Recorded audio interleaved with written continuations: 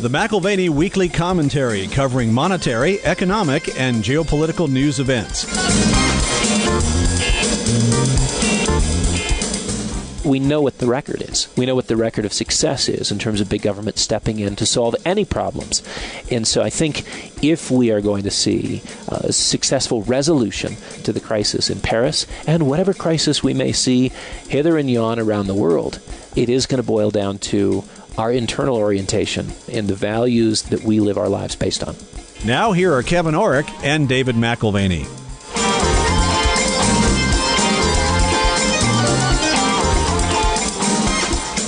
Welcome to the McAlvany Weekly Commentary. I'm Kevin Orrick along with David McAlvany.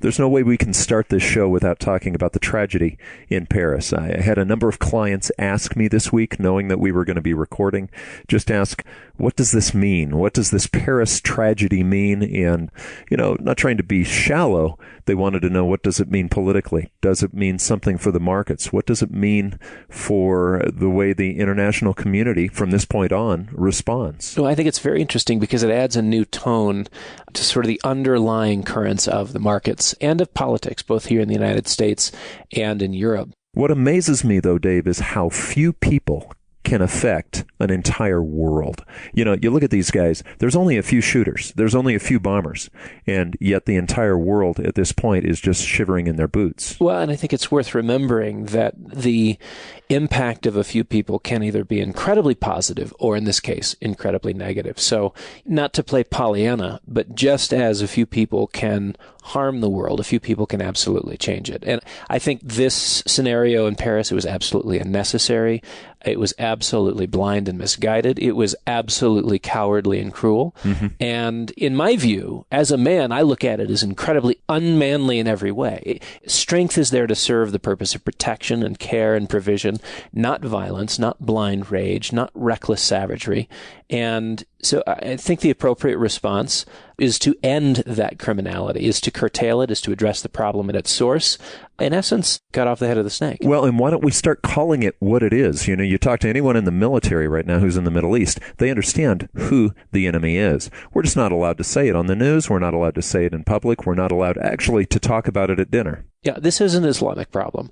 And there is no issue in talking about it in those terms when you realize that we had 300 years of benign Muslim existence. And that's all we need is another 300 years of benign existence. And in every quarter where it's malignant, it needs to be cut out and destroyed. Right. And the idea that you can have dialogue with insanity is insane itself.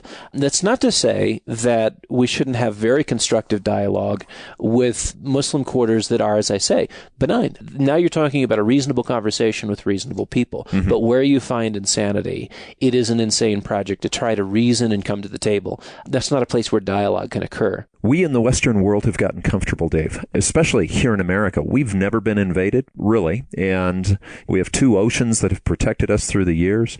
It's a real blessing, actually, that we've been protected to the degree that we have. But I look at these attacks, and actually, a lot of times the response that we see from our government is, how are we going to keep your sense of comfort and your sense of security and your sense of privileged life alive? Right. More important than our external social, political, or even military response, it's the internal response, I think, that we have as individuals and ultimately as nations, which are really the expression of or the composite view of our values and our orientation to reality at the national level. And it seems to me, and I would echo what you're saying here, it seems that behind our Western European and American response is a certain frailty. We saw it with 9/11, and we may see it again now. We cling to a way of life as if that is our identity. Right. Do you remember George Bush's reaction? Yeah, our way of life has been attacked. That's close to a verbatim quote. And what was his reaction? Well, we were supposed to go out and do our patriotic duty and spend some money. I mean, it seemed very trivial at the time. It's like, well, what does that have to do with anything? But get out and spend some money. And, at the national level, we'll implement the Patriot Act and protect the homeland so that your mall experience goes undisturbed. And perhaps it's a view of the good life, an experience of modern material success. But when we lose it, when we see it fade, we go crazy trying to get it back. Well, we seem to protect the wrong things. We're trying to protect our ability to spend money. Like you said, when George Bush came out and said, go spend money, it's your patriotic duty, that's another form of insanity. It may seem more civilized, but it's another form of insanity to say that we as Americans needed to go spend money.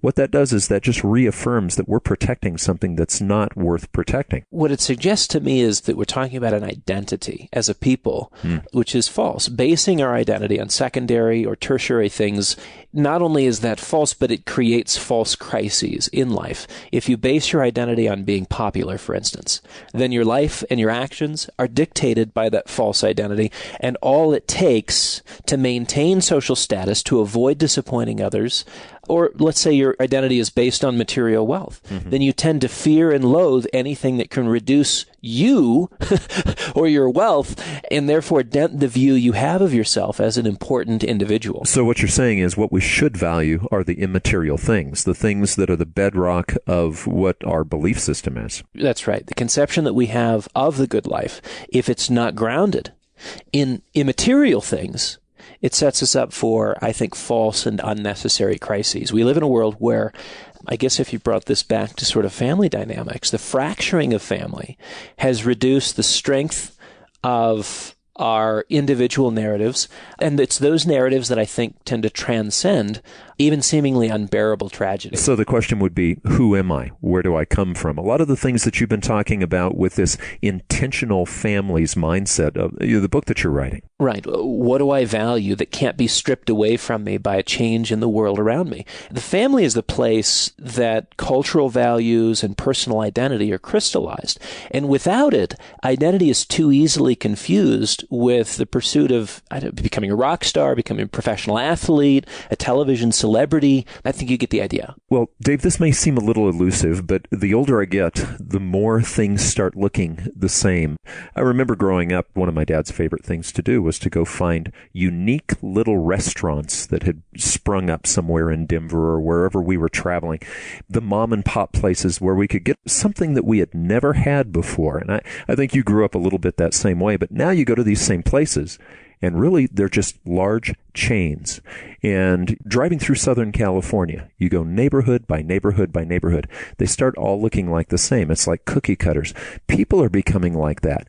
The distinctions between people, nations, what have you, are becoming less and less to where we really are not allowed to criticize or even appreciate differences anymore because there shouldn't be. Now, there are some ironies when we consider sort of multiculturalism, the fact that there is a greater homogenization as we champion the politically correct version of multiculturalism, which does anything but celebrate true differences and allow people to say, no, this is what your identity is, and that's okay.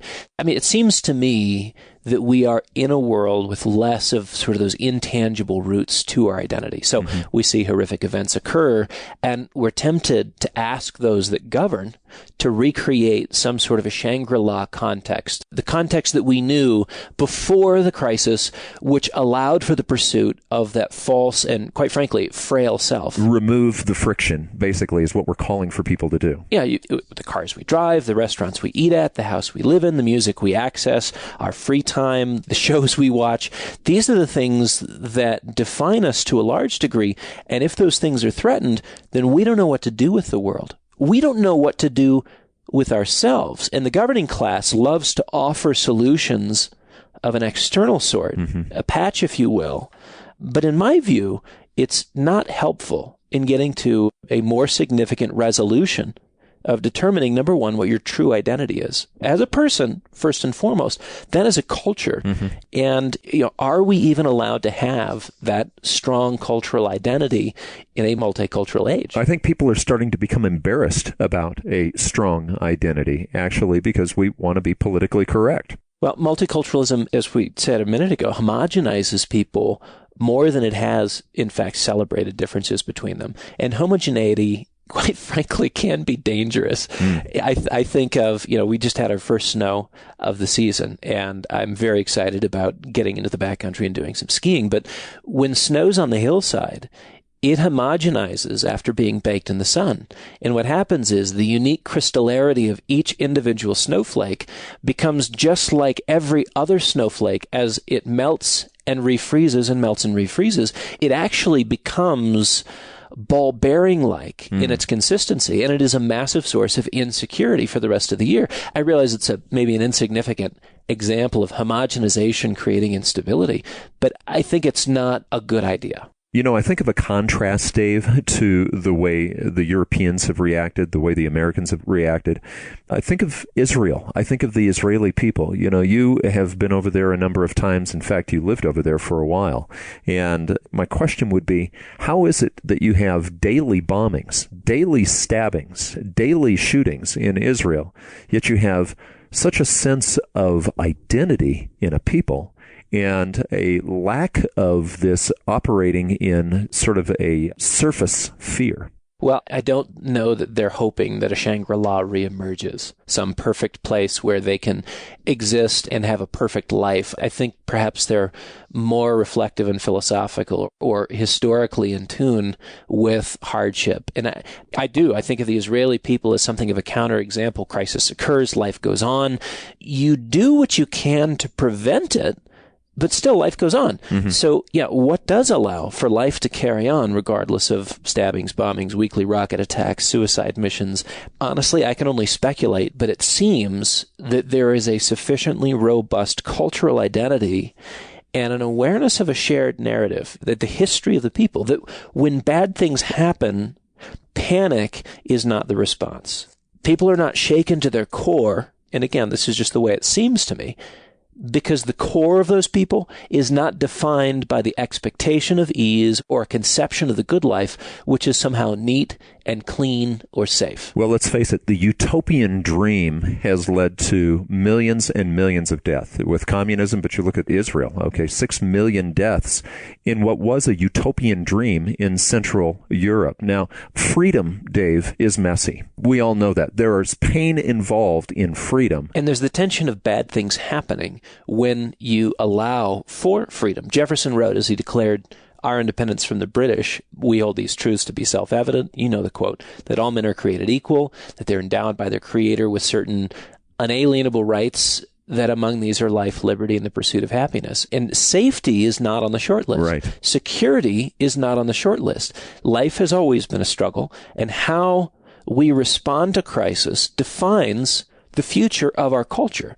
Each culture needs to respond, and this is a key distinction, respond and not react, or quite frankly, that false crisis born out of a very thin and frail identity gives birth to a state apparatus that seeks to give us what we're asking for, safety and security, at the expense of liberty, at the expense of one of those intangibles which have defined our national identity here in the United States since, frankly, before Jefferson distilled it into words. You know, I think of the pioneer spirit. My wife and I were watching the news this morning, and 3-inch hailstones had fallen in the panhandle of Texas, on Pampa, Texas. And I told my wife, I said, Pampa, Texas, my family pioneered and settled that town and named that town. Now, we look back at that family, and I remember hearing stories of my great-great-grandparents and how they had Indian attacks. They were facing so many things, but they had that American pioneer spirit. And it just reminds me of what Ben Franklin said. Now, everyone's heard this one way or another, but he said it 3 separate times. And I'm going to say it 3 separate times because it's worth it. Ben Franklin said, "They that can give up essential liberty to obtain a little temporary safety deserve neither liberty nor safety." In another way, he said, "Those who sacrifice liberty for security deserve neither." And then the third way, he said, "He who would trade liberty for some temporary security deserves neither liberty nor security." I say it 3 times because it's true, Dave. You've got to have one or the other, but we cannot give up our freedoms and our rights, and frankly, our national identity based on an event in Paris, let's say. Or in New York, or in Washington, D.C., or in San Antonio, or Los Angeles. I mean, the reality is we live with the tension of imperfect people doing imperfect things and having the freedom to express themselves in inappropriate and uncalled for ways. That comes with freedom. But the choice is, would you have it any other way? Yes, we have laws. Yes, we have the ability for people to govern and create some sense of justice for those actions which are hurtful and harmful to other people.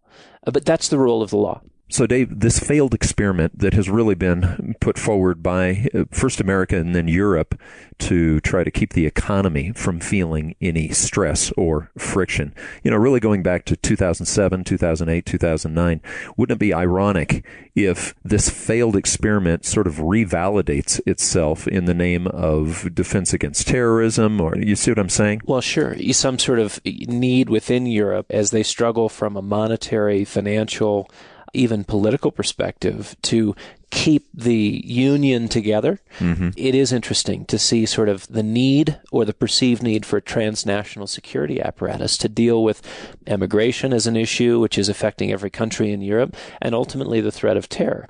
Is that the tie that binds a basic level of insecurity?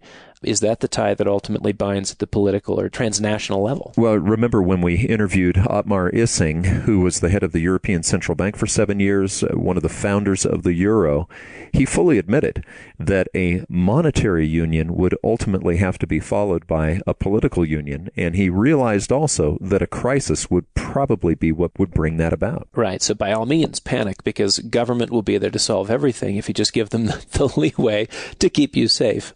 It certainly gives you reason to pause. Now, on this side of the pond, the Paris events may very well determine the 2016 elections. Certainly, they add to a social mood, and that social mood is negative, it's dark, and it is fragile.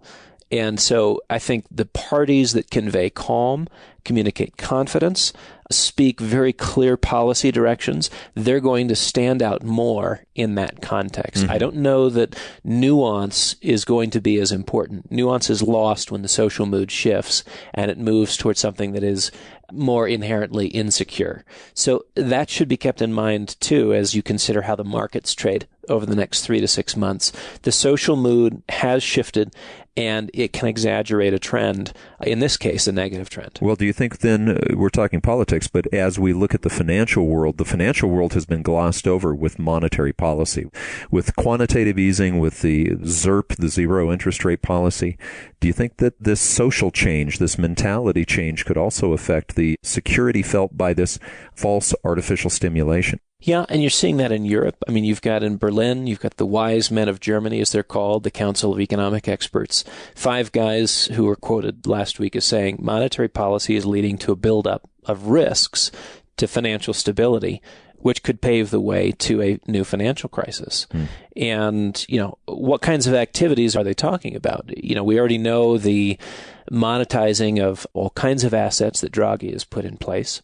And Draghi continues to suggest that he's going to do more and more. Aren't they even talking about buying municipal bonds at this point? So even saving municipalities. It's a trial balloon that was floated last week that the ECB may start buying bonds from the likes of the city of Paris and other regions throughout the EU. And yes, the wise old men should be paid attention to. They've seen history, they've studied history, and they've connected the dots between policies and their consequences. When you look at a chart of recessions, as far as what we would call an official recession, you see the little gray shaded area, and then you see the clear area, then you see the gray shaded area. About every 7 years you see a recession. Now, it's been officially about 7 years since we've seen a recession. I think the gray shaded area has started, and they don't know what to do because they still employ the same techniques that they were employing when they were trying to get us out of the last one. Well, I think it's worth noting as we are through the third quarter earnings season, yes, revenues were down, they were disappointing, but it was very interesting. When earnings were announced by a given company, the disappointments were met with an absolutely punishing and sharp decline, anywhere from 10, 20, even 30% declines in stocks that disappointed on their earnings. And so again, the nature of the backdrop, what I'm suggesting as a social mood, has shifted to the negative.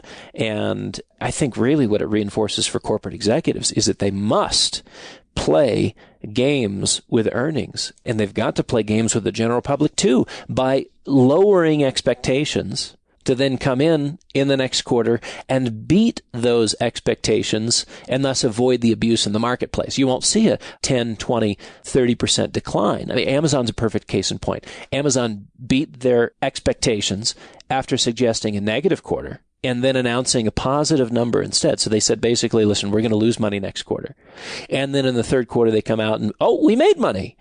What's interesting is that the third quarter, they made a lot less money than they did in the second quarter. But that doesn't matter because they beat expectations. They lowered the perception is what they did. They lowered the bar, and they're still a success as long as they adequately lower the bar. That's what I'm talking about in terms of, lowering the expectations. I suppose if my wife thought I was never going to bring flowers home again, and then I brought them home once a year, I'd be a hero relative to her expectations. But again, it's just, have I lowered the bar to be that kind of hero? Well, in the corporate world, that's what they're doing, and they're treating you as that kind of patsy to believe it. Sometimes there's ways to look at a recession without actually looking at the normal GDP numbers. You can look at inventories. We've talked about that over the last couple of months. But you can also look, I'm thinking of the auto industry right now. I mean, not only will they give you a loan, they'll give you a loan for more than what the car's worth. And you can pay it back in what? Almost a decade. Earlier in the year, as we transitioned from the first to the second quarter, everyone started saying, well, we're going to have a great finish to 2015. And a part of that was predicated on retail sales picking up. And a part of the retail sales picking up in the first half of the year was, second quarter auto loans driving major purchases of automobiles. We've seen a huge amount of automobiles picked up over the last 2-3 quarters. And, lo and behold, the financing has been easy. We've passed the $1 trillion mark for the first time ever in terms of auto loans, and certainly helps the retail figures for that period. Kevin, you just mentioned this. You can now borrow more than the car is worth. So if the car sells for $30,000, you can borrow 40. You can extend payments out as far as 8 years. That's insane. Well, and then don't forget the rebates. I mean, there's still things that you get even after getting your 8-year loan. That's right. You can get rebates, enticements, if you will, some of them as high as 20% cash back. And it's not exactly what you would view as a healthy market. Even with all these games being played, there in the month of October, auto sales were a disappointment. And their whole retail sector is in the process of worsening. Quite frankly, at this point, we'd have to have a blowout holiday sales season, absolutely beating expectations beyond anyone's belief, to correct the trend lower, which is already in place. We know that Q2 auto sales overseas were not as strong as hoped for, and that, of course, was hit hard by the fact that the dollar was rising.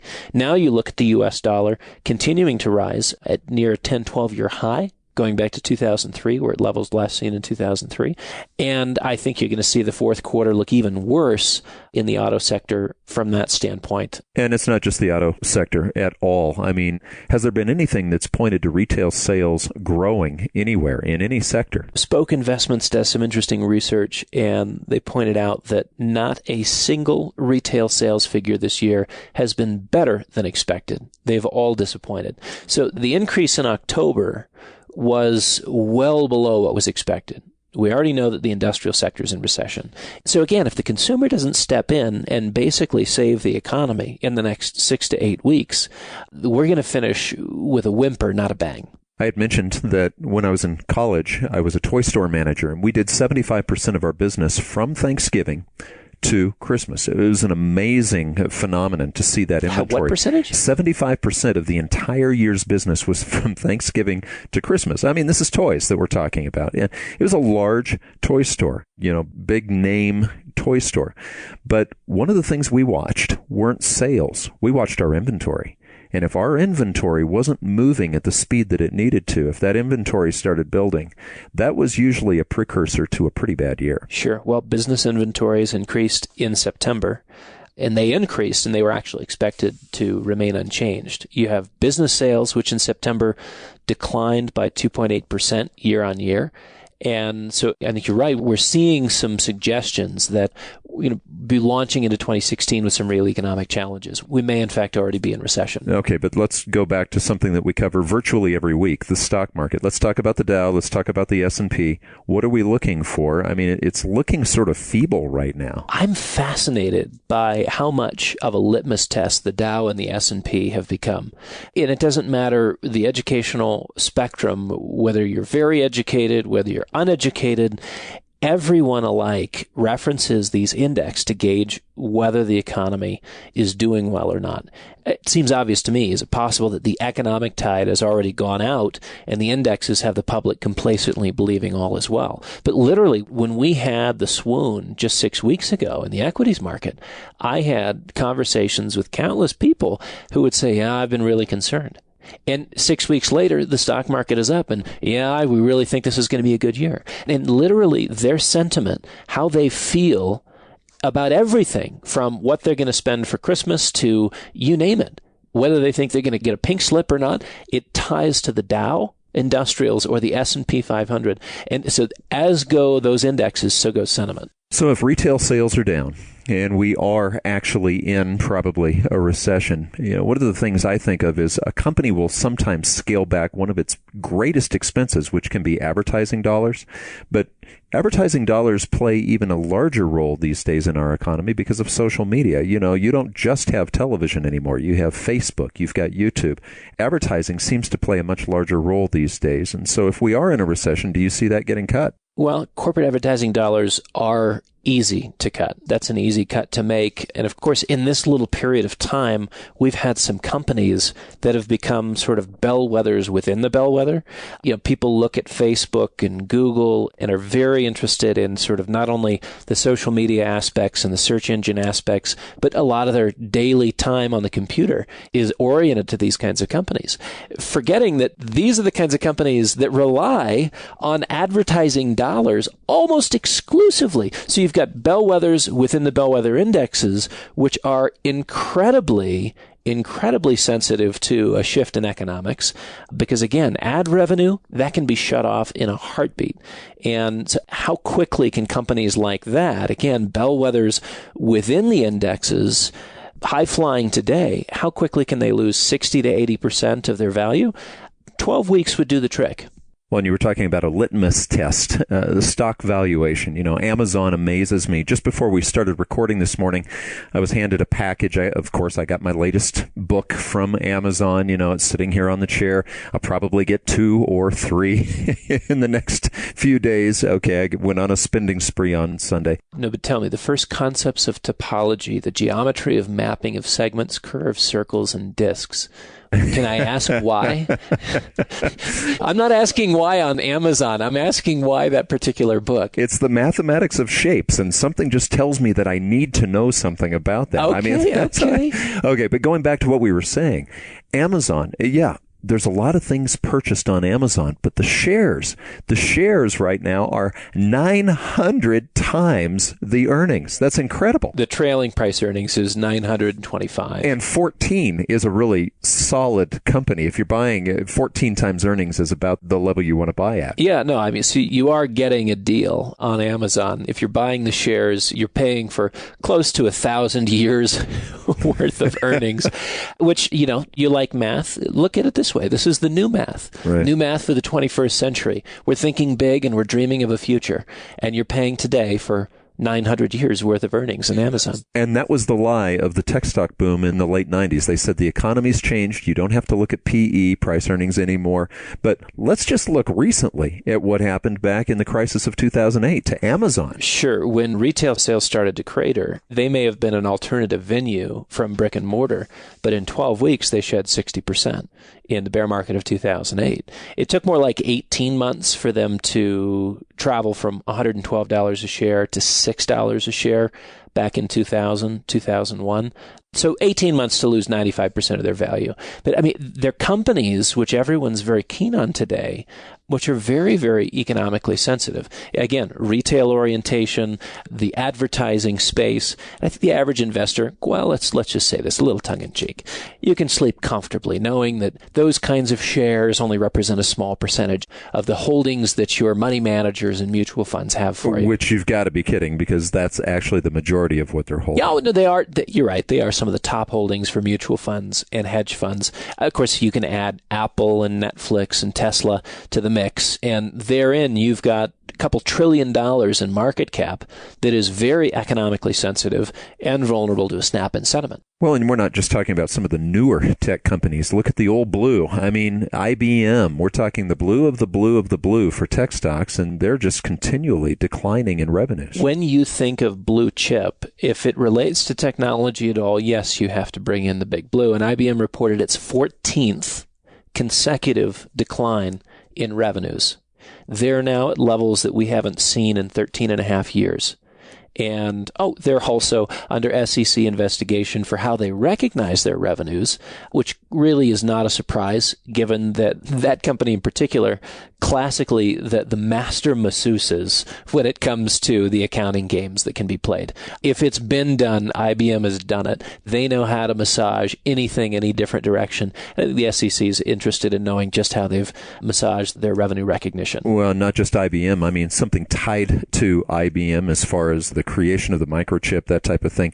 Intel Inside is what it says on the outside of the computer, but Intel, they're struggling as well. Sure. They're at the heart of Techlandia, if you will, and they've had 5 sequential quarters of increasing inventories. Right. In other words, they're not moving product as they expected. So what happens next? If you're not moving product as expected, here are the dominoes that begin to fall. First, you have trouble with your margins.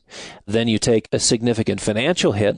And as you begin to disclose that, then you see your share price that trades lower in sync. Dave, we talked 3 weeks ago about a conversation that you had with a very large hedge fund manager that was moving out of shares into cash and then, frankly, into gold.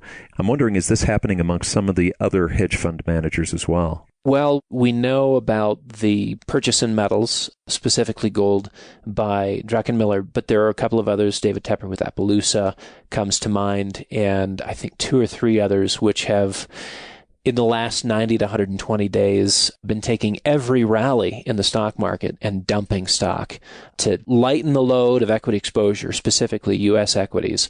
And, the concerns that they've cited, revenue concerns, earnings guidance being lower, interest rate trends, these are all reasons that they've been moving to cash. We are talking about very significant positions. I mean, increasing their cash component north of 30, 40%. And these are very successful hedge fund managers that tend to buy low and sell high. But low, I mean, let's face it, with gold, it hasn't dropped dramatically, but it's dropped like 13 out of the last 14 days, Dave. So when does this end? Bill King, who's a regular guest on our commentary and an analyst and money manager out of Chicago, points out that the low point and the turning point in gold, what would be described as a bottom in the price, has occurred roughly every 15 years. He just mentions January 30th, 1970, March 1st, 1985, August 27th, 1999. And frankly, we are very near another one now. In a few weeks, we'll be discussing this with Mark Faber as he joins us as a guest on the program. He's pegged 1,100 as a good price to be buying.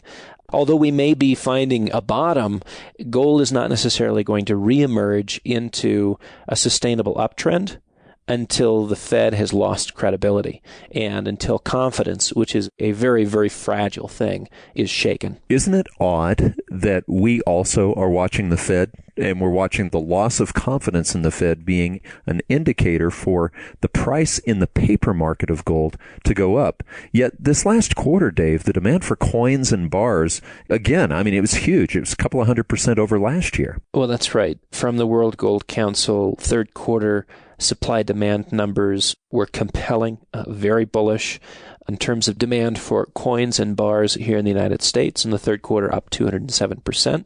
And that's on par with the purchasing volumes that we haven't seen since the global financial crisis. There are other categories of demand which also grew in the third quarter.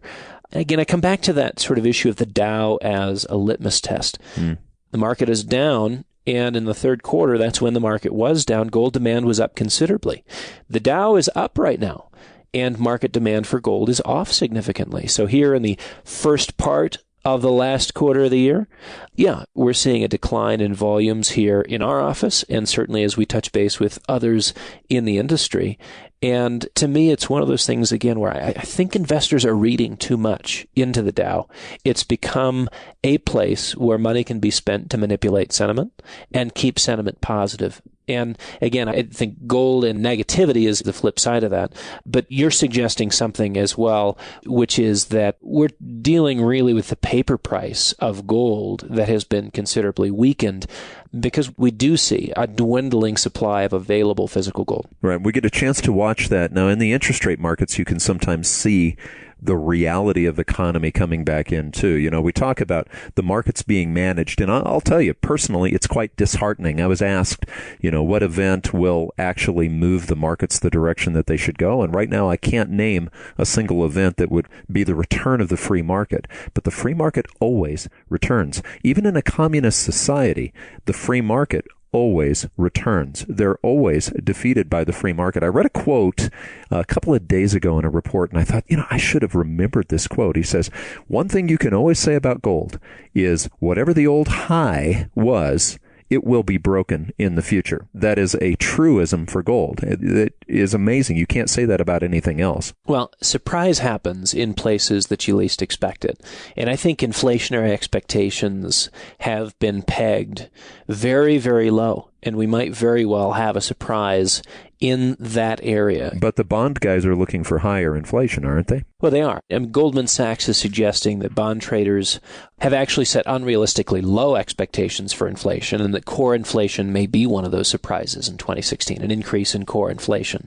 And it brings me back to King's thought that maybe we're at a 15-year low in gold. 1970, 1985, 1999, here in the year 2015. King might be right about the bottom in gold consistently occurring every 15 years. Dave, you've been good about interviewing people who maybe don't necessarily see things exactly the way we do. You know, from the Council on Foreign Relations, Ben Steele. It was an interesting interview because when you're listening to what I would consider the elites are saying, like at the CFR or through Foreign Affairs, you get an idea of what their motivations are and what their expectations are. And he's been talking about monetary looseness and that we haven't been this loose monetarily since 2011. Well, right. So I think he does a great job at pointing out what has been fuel to the fire for any sort of economic and or financial activity, and specifically financial activity driven by excess liquidity in the system.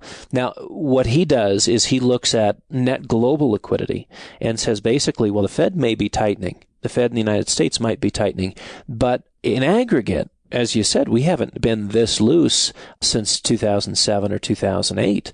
So if you're thinking in terms of net global liquidity from all sources, then the ECB's activity, the Bank of Japan's sort of print all out, then actually there's quite a bit of liquidity in the system today. The interesting thing is that I thought the global economy had gotten past the point of crisis. That's certainly how it's been advertised.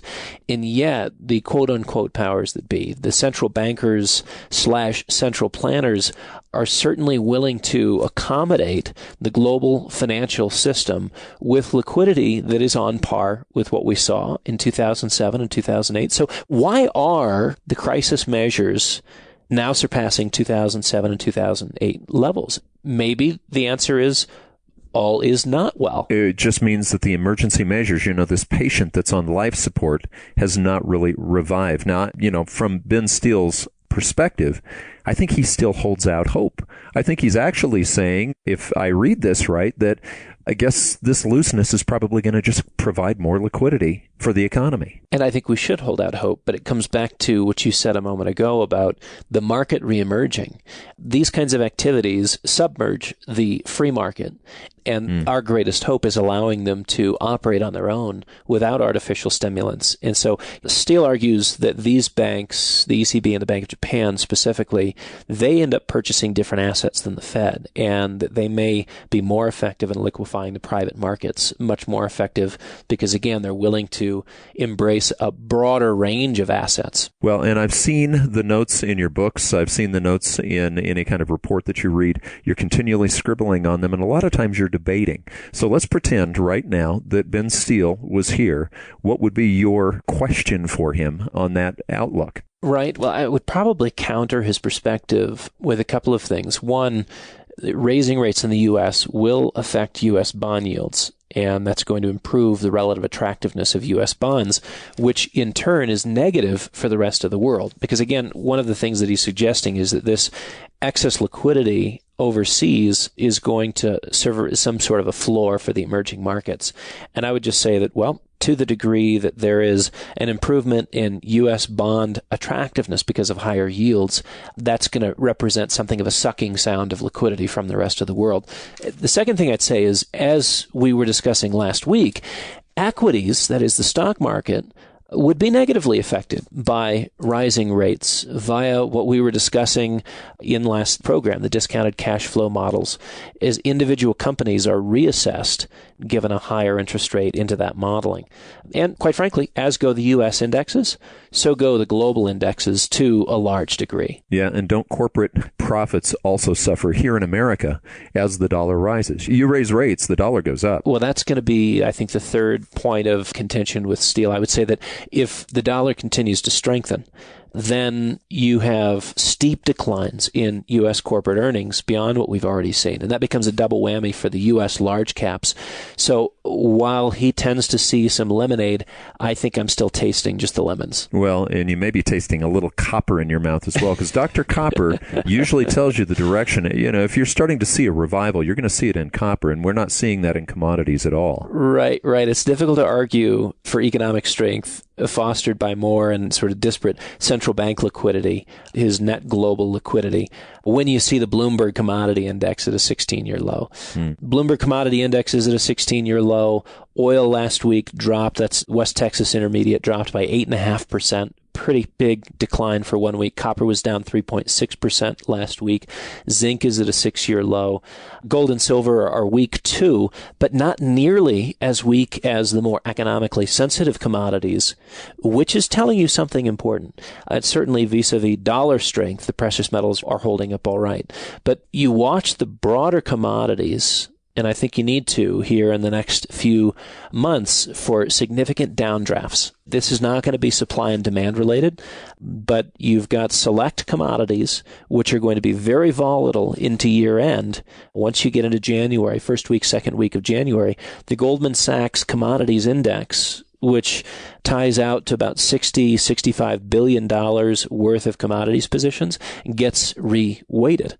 And it was interesting. Over the weekend, I had a very informative conversation with a man that produces commodities in Africa. His offices are in London. Very intrigued by his comment that no commodity with a contract attached to it, that is, a futures market contract, is behaving in line with supply and demand. Isn't that amazing? Fundamentals are being trumped, or trends exaggerated, by the paper trade in those commodities. So you've got the ratio of paper to physical in the gold space. That was a surprise to him. As I shared to him, it had reached over 320 paper ounces for every one physically deliverable ounce at a recent peak. But that kind of trading is occurring in other commodities as well. And he was giving me some insight into the copper market because he owns some copper mines and has tens of thousands of employees across the globe. And his copper operations, he actually sees the supply and demand dimensions improving. And yet the price is still going lower. Why?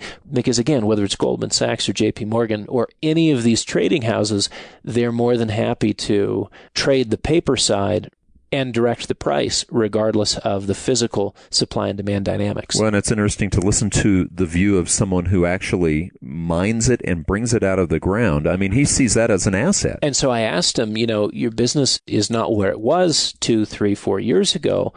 Is there any place that you think makes sense to sort of batten down the hatches? Is there any place that you think represents good value?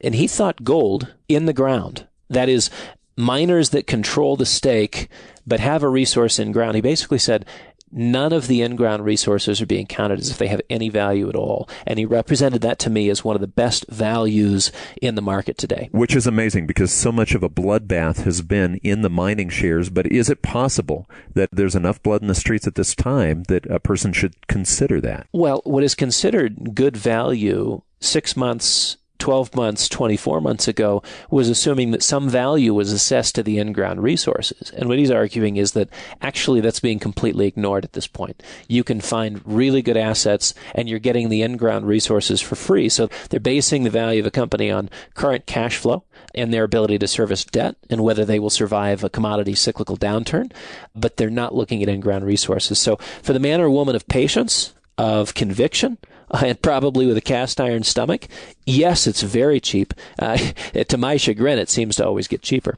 Well, it's sad that I even have to bring this up, because if supply and demand isn't really affecting the price of gold or copper or what have you, anything that's traded on paper, then what we have to do is we have to go back to a statement you made earlier in the program, and that is gold's going to stay down until people lose confidence in the Fed. So let's look at the Fed. What changes are coming in the Fed? I mean, not just the interest rate changes, but the people who are making the decisions. Yeah, the cast of characters continues to shift. And as we mentioned maybe 3 months ago, this is not following the advice of William McChesney Martin, who said, please do yourself a favor. Don't hire academics. Certainly don't hire economists to run the Fed, maybe to crunch some numbers and provide insights for you. But the reality is the decision makers need to be non-academics. And it's interesting. Next year, we're losing Contra Lakota. He's the Minnesota Fed, one of the super doves. And he's being replaced by a Goldman Sachs guy. Wonderkind Neil Kashkari. He was involved. You never hear of Goldman Sachs at the Fed, do you? Oh, well, according to the Wall Street Journal, starting next year, 14 out of the 17 Fed officials will be either academics or Goldman Sachs alumni. While I'm grateful for a little real-world experience, I'm not sure that a Goldman man ever quits being a Goldman man. It's a little bit like the CIA. Do you ever really get out? Do you ever really retire? Well, Dave, as we wrap up, I would just want to go back to that individualism that we've talked about before.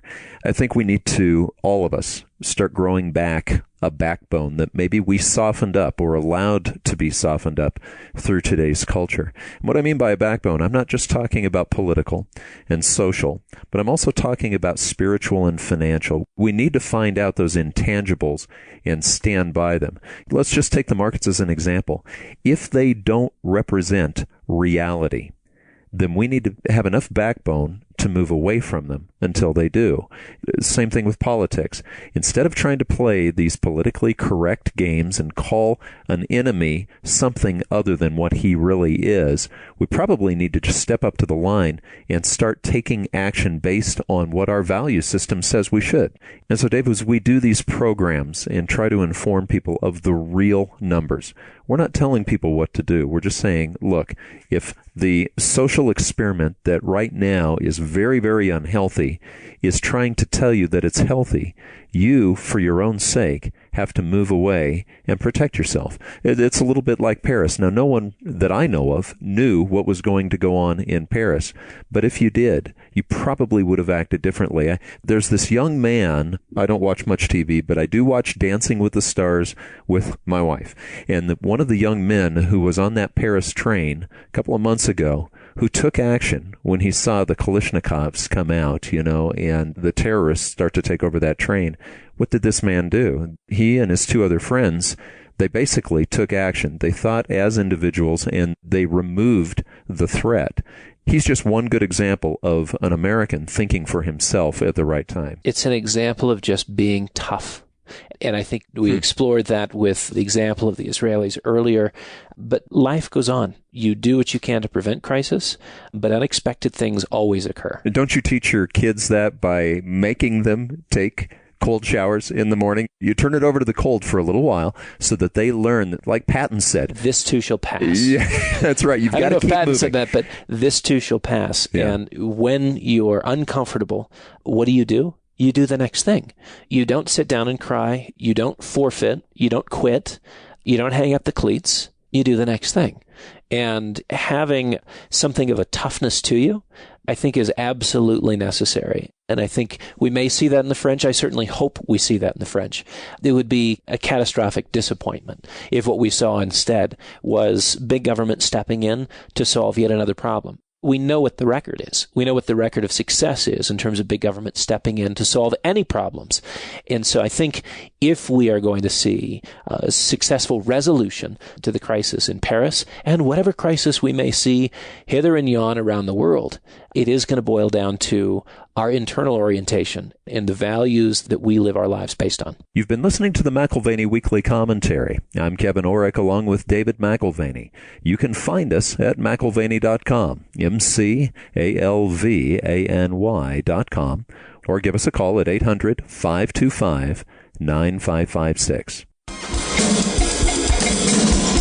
This has been the McAlvany Weekly Commentary. The views expressed should not be considered to be a solicitation or a recommendation for your investment portfolio.